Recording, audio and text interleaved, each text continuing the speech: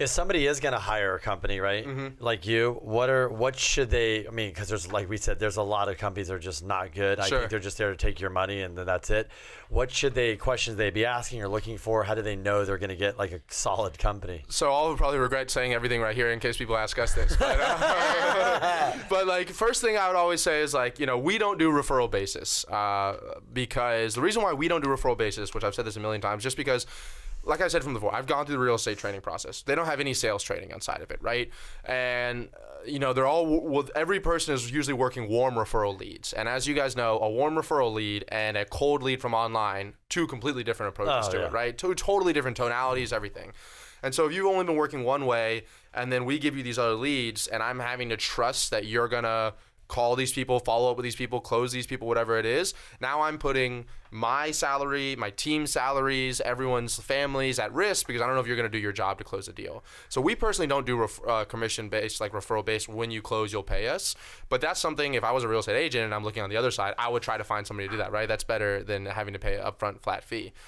Because you're not losing anything out of pocket. So if you can do that, I would do that. Second thing I would look for is, do they have an inner service agent team? Do they have some way to qualify the leads? Never take a cold lead from online. You're going to regret it later on. And it's actually super affordable to get someone else to qualify it for you. Cool.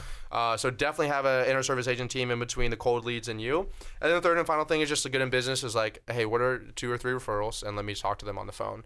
What bothers me when I'm on calls with agents or officers, whatever it is people are afraid to just say no. And instead they say, what's your website? Let me get referrals. And so I go through that whole process and then I talk to my referrals and nobody ever called them in the end, right? So only ask referrals if you're serious about it and you're a step away from buying. I think that's just good business. But yeah, if you can do all 3 of those things and they have a proven track record. And then the final thing I'll just tell for agents and officers listening to this right now, I don't know what the average real estate transaction cycle in the United States is, but it can't be shorter than 3 months. I'm sure it's like 5 to 6 months in the United States for a real estate transaction cycle, from a cold lead to like commission check in that person's hand. Yeah. I mean, I'd say probably 6 months. So one of the biggest issues that I see out there, agents who have no money are putting their last dollar and dime. Like our team is trained to stay away from those people, right? Because it's like they're worried of their last resort. And if you don't have any money, there's probably a reason before you're working on this that you don't have any money in the first place, right?